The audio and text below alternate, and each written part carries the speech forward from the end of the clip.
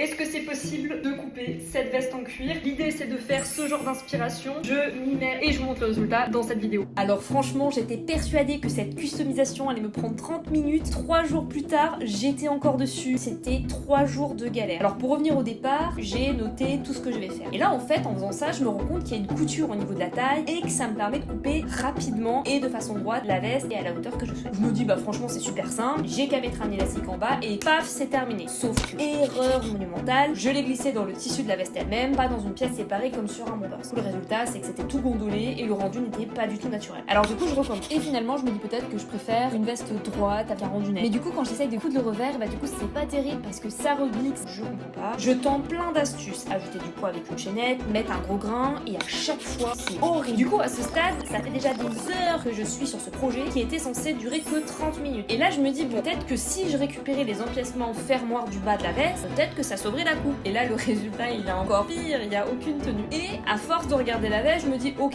je comprends enfin. En fait, le vrai problème vient de la couture du dos. En fait, elle était mal faite dès le départ. Il y avait un côté plus volumineux sur la droite que sur la gauche. Et évidemment, bah, le fait d'avoir coupé la veste, bah, ça a un peu empiré le truc. Sauf que moi, j'avais trop envie de ce genre de veste ultra courte. Un peu têtue, je me dis, bah, je tente encore. Du coup, je me fais un dernier essai. Je place un élastique seulement derrière et le devant, je laisse droit. Je découpe, je recoupe, et là, c'est une nouvelle cata. J'ai perdu 2 jours. Je me dis, bon, ok, c'est fini, j'abandonne. Et là, je me pose cette question, finalement, à partir de combien de temps est-ce qu'il faut abandonner un projet, quel qu'il soit? Je vous parle de l'upcycling, mais finalement, même dans la vie, à partir de combien de temps est-ce qu'il faut se dire, ok, bah t'avais une idée en tête, elle fonctionne pas, donc je vous tiens au courant et je vous montre la suite s'il y en a une.